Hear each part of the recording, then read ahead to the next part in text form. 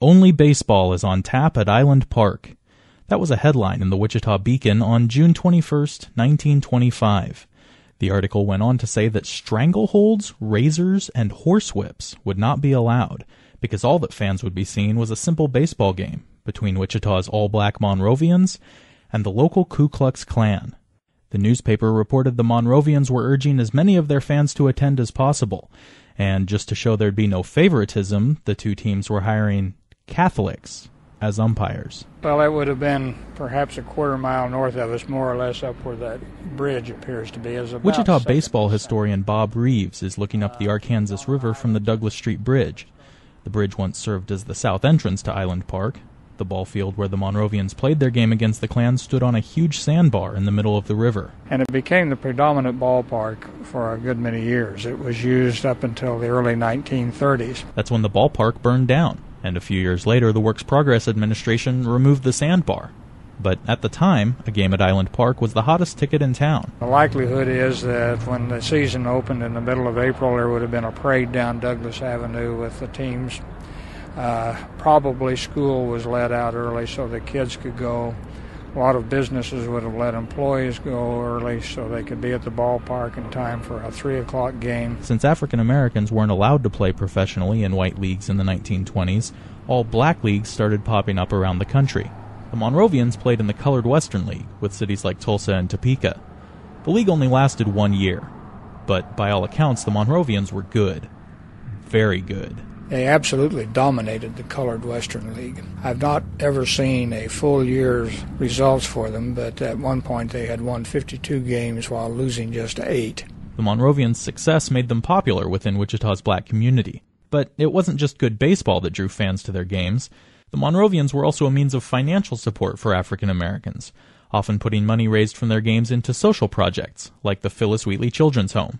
Donna Ray Pearson is with the Kansas State Historical Society. They had a real affinity for the community that they were entertaining, but the games also provided some economic benefits for everybody involved. So they knew when they were sitting down to attend a game, I know I'm paying for the game, but I also know that this money is going to go help the children's home, and if the children's home is doing good, then I'm helping the community. In fact, the Monrovians made enough money that they even had their own ballpark at the corner of 12th and Mosley in Midtown Wichita, which was almost unheard of for a team at their level.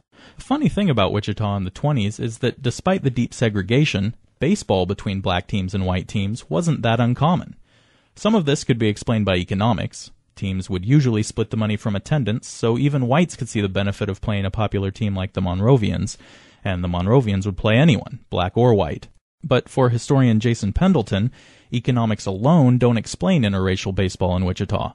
For him, it might have had something to do with the fact that of Wichita's 70,000 people at the time, only 5,000 were black. Baseball becomes a safe avenue to allow integration to occur, but without at the same time threatening the existing social order. So African Americans could play you in baseball and they might beat you, but the percentage of African Americans in general towards the total population in Wichita, for example, wasn't enough to where if a black team beat a white team, it was going to upset the social order and maybe somehow spark some sort of social movement or anything like that. This might also explain why there were no interracial leagues, only single games. If a black team beat a white team, it could be explained away as bad luck or an off day. But if a black team won a whole season, that might mean something entirely different. Even given all this, it's still bizarre that a baseball game between the Monrovians and the Klan could ever take place. Of course, the Monrovians were willing to play anyone, and as Donna Ray Pearson says, from a black perspective, it was a way to show that we are equal to you, that we can compete with you in all levels, including this one. The Klan, on the other hand, was struggling to stay in Kansas at all. They were fighting a long legal battle with the state, and progressive newspaper owner William Allen White was waging a public relations campaign against the Klan. Again, Donna Ray Pearson. They were on their way out. By that time, William Allen White had been starting his lobby and protest against them to get them ousted out of the state. And it was kind of one of that last-ditch efforts to say, hey, we're really not so bad, we'll play with them, see? The Klan was desperately trying to prove it was a positive influence on society. They had already given thousands of dollars to Wesley Hospital, And the Christmas photo in the Wichita Eagle showed the Klan in full costume with hundreds of baskets of food and clothing for needy families. Klan officials made it a point to say the baskets were for anyone, regardless of race or religious belief. Even so, in 1925 the Klan lost a court case and they were officially out of the state by 1927. Bill Sloan has done extensive research on the Klan in Wichita. The reason the Klan was ousted from Kansas was because it was a foreign corporation headquartered in Atlanta, Georgia, doing business in Kansas, and it didn't have a charter. And under state law, it had to have a charter. So that's how we got rid of the Klan. Still, for any or all of these reasons, the game between the Monrovians and the Klan did happen that Sunday afternoon at Island Park. The Beacon reported there were no major incidents, other than some pretty good baseball. The Monrovians won the game, 10-8, after a pitcher's duel broke open in the 5th inning, and the crowd was described as large and enthusiastic. Beyond that, the game seems to have never been mentioned again, and the Monrovians faded from public view as well.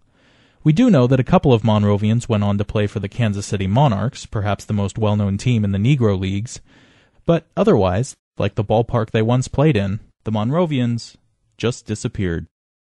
For KMUW, I'm